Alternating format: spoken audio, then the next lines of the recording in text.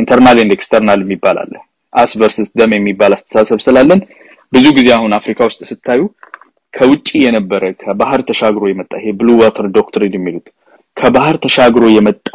ተጽኖ ፈጣሪ ከባህር ተሻግሮ የመጣ ገዢ ጨቋኝ ስለነበረባቸው ከባህር ተሻግሮ የመጣ ጨቋኝ ሲሄድ እነሱን አንድ የማድረግ እነሱ ጠላት በዛ በኩል እኛ ደግሞ አንድ ነን የሚል እኛ ደግሞ እንፈላለጋለን የሚል ነገር ትንሽ ፋታ ሰጥቷቸዋል እነሱ እኛ ኤክስተርናል እንደዛ ብዙ ስለሌለን ኢንተርናሊ ነው ችግሮቻችን ገነው ያሉት ደም ብለን የምንጠራው ከውጪ ስለሌለን እርስ በርሳችንን አስቨርስ ሲስተም ማለት ነውና እሱ ከፍተኛ ጫና ያደረገብን ይመስለኛል ሌላኛው ቅድም እንዳልኩት የስኬርሲቲ አስተሳሰብ ነው ኦሮሞ ከየት መጥቶ ነው ይሄ ሁሉ ኦሮምኛ ተናጋሪ ብሎ የሚጨንቀው ሰው አለ ከየት መጥቶ ነው አዲስ አበባ ውስጥ ሞሉት እኮ ይላል ነበሩ እኮ አዲስ አበባ ውስጥ በኦሮምኛም አይናገሩም ነበር ዛሬ አይ ቲንክ ጠቅላይ ሚኒስትሩ ከአመት እንደዚህ ከሁለት አመት በፊት አከማከም የሚል ነገር ተናግሮ ነበር እሱ ስለሌላ ጉዳይ ነው ያለው ግን እኔ ምረዳው ነገር ከዛ ምንድነው አከም ማለት የሚፈራ የነበረው አከም ማለት ጀምሯል ማለት ነው አይደለ ልጆቹን እንደምንም ብሎ ሚኪ ወይም ደግሞ ናቲ ይላቸዋል እንጂ አያና ለማለት ጫላ በጣሳ ለማለት ትንሽ ቅር የሚለው ሰውዬ ገመዳ ብሎ መጥራት ጀመረ ማለት ምን ማለት ነው አውቶኖሚ ተሰማው አይደንቲቲውን ሪስፔክት አደረገ ማለት ነው ባህሉን ሪስፔክት አደረገ ማለት ነው በራሱ ነገር ሙሉነት ምልአት ተሰማው ማለት ነው በቃ እኔ በቃኝ የራሴ ይበቃኛል አማራን መናቅ የለብኝም መጥላት የለብኝም መግፋት የለብኝም ተጋሩን መግፋት የለብኝም ወላይታን ስልጤው ማንንም መንካት የለብኝም በራሴ ብቁነት ከተሰማኝ ይበቃል አለ ማለት ነው ትክክለኛ የናሽናሊዝም ስፒሪት ነው እዛ ውስጥ የሱ መግባት ከጎኑ ያለው ጎረቤቱን ሊያጠቃው እንደመጣ አይነት ስሜት ይፈጥርበታል that is the spirit of scarcity ነው መንፈሱ የስኬርሲቲ መንፈስ ይሄ የጉድለት የስስትና ምቀኝነት የሚለውን ቃል አልወደውም ስስት የሚለውን ቃል አልወደውም ስኬርሲቲ ማለት አንድ ነገር ልክ ሀብት ላይ ያለን ማስተሳሰብ እንደዛ ነው ሀብት ማለት ለአፍሪካውያን ወይም ደግሞ ለthird world በተለይ በደህንነት ለሚኖረው ህዝብ ሀብት ማለት እንደ ገንፎ ተራራ ነው የገንፎ ተራራ አለ ሰው ሁሉ ማንኪያ ይዞ ሄዶ ከላዩ ላይ በሳህን ይወስዳል ትልቅ ሳህን የያዘ ሰው ስታዩ ያንን የገንፎ ተራራ ነዶ እንደሚጨርስባችሁና እናንተ እንደምትራቡ ስሜት ይሰማችኋል ማለት ነው ለዛ ነው በላ ምንለው ለዛ ነው ደሞዝ በላ እቁብ በላ ምን በላ ነው ማለት ነው ሌላ ሁሉ ነገር በላ እኮ ነው አይደል ተታኝ በላች ለቅሶ በላ ሰርግ በላ እንትን ቁጭ ብዬ ነው የምበላው እቺንማ ባገኝ ኖሮ አንድ አይሱዙ ብትኖረኝ ቁጭ ብዬ በላለሁ ይላል መብላት ነው ሜንታሊቲያችን የኮንሰምፕሽን ነው ሶ ስኬርስ ነው እዚህ ጋር ያለ ሪሶርሱን ይጨርሱታል በዛ በኩል የሚቦጠቡጠው ሰውዬ እንዳለ ነው ማንነትም ላይ እንደዛ ነው በዛ በኩል እየቦጠቦጠብን እንዳለ ነው የሚሰማን አንዱ አማራ ተነስቶ በአማራነቱ ኮርቶ እኔ ጎጃሜ እኔ ጎንደሬ ወይ አማራው ብሎ እንደዛ ከተናገረ ከኔ ኩራት ላይ እንደሚሰርቅብኝ ነው የሚሰማኝ ከዛች ከተራራ ላይ እንደሚወስድብኝ ማለት ነው እና ይሄ የበላ አስተሳሰብ ስላለን ይሄ የስኬርሲቲ አስተሳሰብ ስላለን ወልትም ላይ እንደዛ ነው አንድ ሰው ትንሽ ነገር ሰርቶ ከፍ ካለ ምንመቀኝበት ምክንያት ክፉ ሰዎች ስለሆነን አይደለም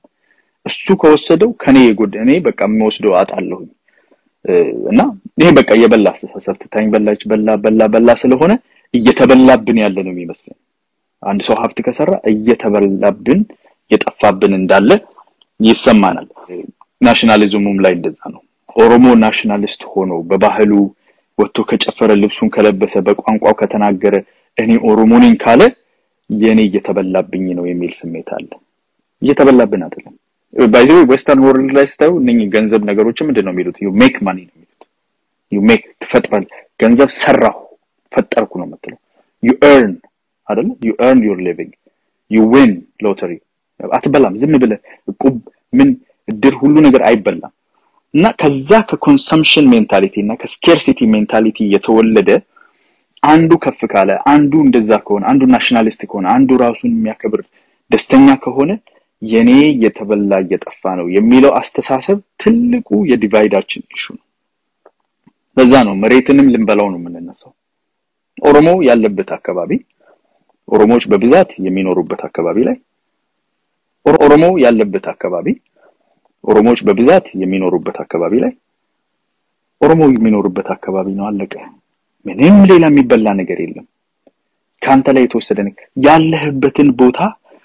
አንተ ያለበትን ቦታ ደግሞ ስታከብርና ይሄ ደግሞ እኔ ያለሁበት የኔ ህዝብ ያለበት ነው ስትል አንተ ስትኮራ ኦሮሞን ትሬትን ማድረግ የለበትም ኦሮሞ በራሱ ሲኖር ትሬትን ማድረግ የለበትም ባውንደሪውን አይደንቲቲውን ዩኒቲውን ዩቲላይዝ አድርጎ ኦሮሞ አድጎ ከፍ ብሎ ከታየ ላንተም እንደ ከፍታ መቁጠር ትችላለህ ወይ አማራው እንደዛ አይነት ዩኒቲ ካሳየ እንደዛ ተቀራርቦ አይደንቲቲውን ሶሊዲፋይ አድርጎ ናሽናሊስት ሆኖ እንደዛ ከሰራ ተጋሩ ከሰራ ጉዳትህ ነው ወይ ላንተ እና ህዝቦች በሚኖሩበት አካባቢ ላይ ይሄ የጉዳት አስተሳሰብ ይሄ የስኬርሲቲ አስተሳሰብ ይሄ አንዱ ካገኘ የኔ ማጣት ነው የሚለው አስተሳሰብ የጉድለቶቻችን ሁሉ ምንጭ ነው ለዛ ነው ባለስልጣኖቻችን ሌባ የሚሆኑት because የስኬርሲቲ ነው ሲሾም ያልበላ ሲሻር ይቆጨዋል ተረታቸው አይደል ሲሾም ያልበላ ሲሻር ይቆጨዋል ምን ማለት ነው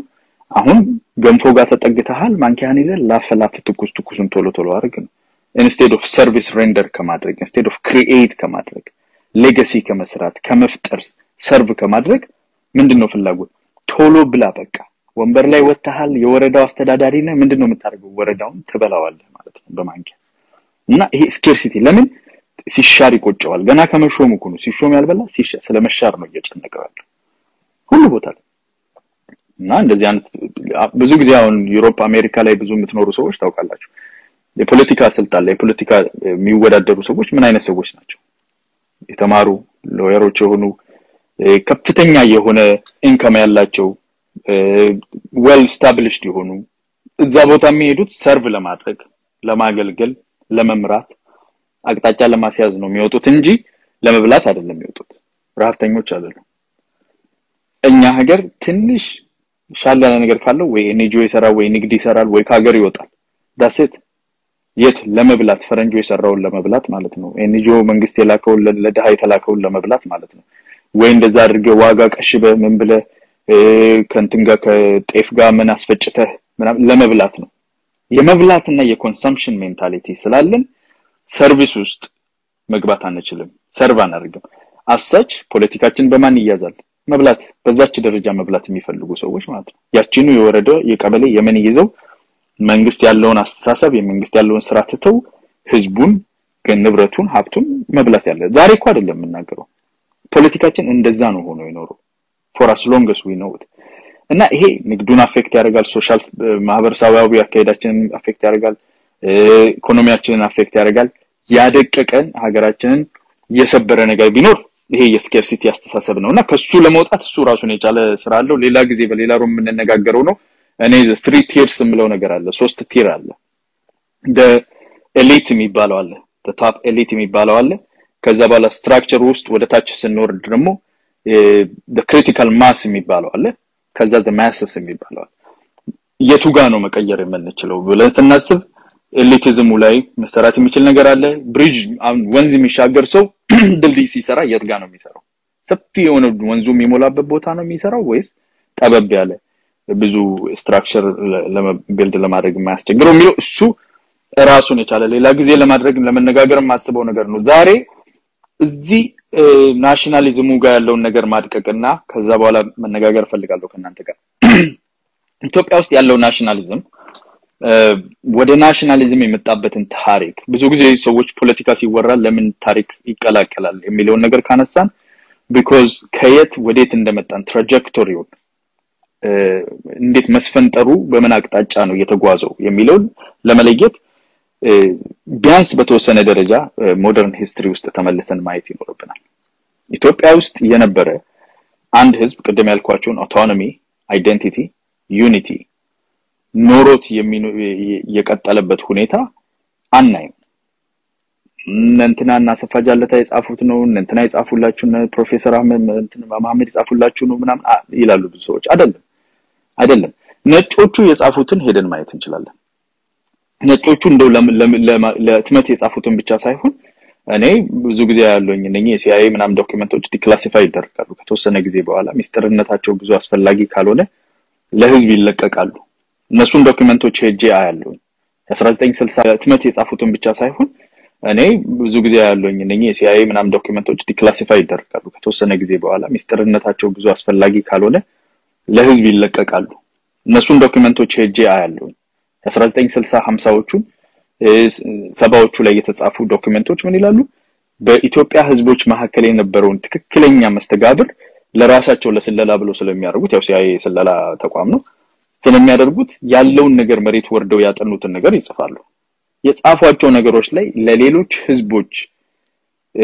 በተለይ በሳውዝ ለሚኖሩ ህዝቦች የባህላቸው የማንነታቸው የቋንቋቸው ነገር ምን ያህል ኮምፕሊትሊ ከጥያቄ ውጪ እንደነበረ በግልጽ ነው ጽፎ የሚያስቀምጡት ብዙ ሰዎች አሁን እናንተ ተጠቂነት ስሜት የበታችነት ስሜት የተጎጂነት ስሜት አላችሁ የደቡብ ህዝቦች ወላይታ ከምባታዎች ሀዲያዎች ሽናሻዎች ወይጦች በርታዎች ጉምዞች እነኚህ ጋምቤላዎች ኦሮሞ እንዳለ በቃ ሁሌ ኮምፕሌን ተጠቂነት ስሜት አላችሁ እኔ የተጠቂነት ስሜት የለም ባይዘው የሚያውቁኝ ሰዎች እዚህ ውስጥም ያለው ካሉ ያውቃሉ ፍጹም ከልጅነቴ ከጻንነቴም ጀምሮ በታችነት የተጠቂነት ምናምን ስሜት ኖሮኝም አውቅ አስተዳደጌም እንደዛ አይደለም ግን እውነታውን መዝነን ከየት ወዴት እንደመጣን ማወቅ ለሁላችን ይጠቅመናል ለሁላችን ይጠቅመናል የነበርንበትን ነገር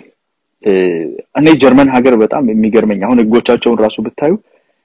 ከሂትለር ከናዚ ጀርመኒ ጋር የነበራቸውን ክፉ ታሪክ እንዴት አድርገው ነው የተወጡት ብለን ስናይ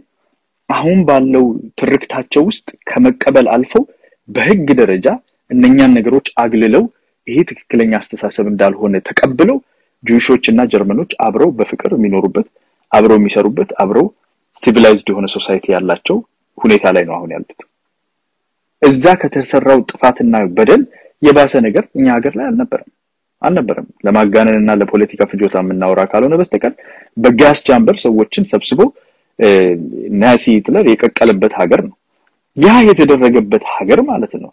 አብረው እነኚህ ህዝቦች መኖር የቻሉበት ምክንያት ምንድነው እኛ ጋር የሌለ ነገር ብንይ አይደንቲፋይ ማድረግ ማለት ነው ፋክት አይደንቲፋይ መደረግ አለበት በእኛ እድሜ እዚህ ያላችሁ ባላችሁ የምታውቁት በእኛ እድሜ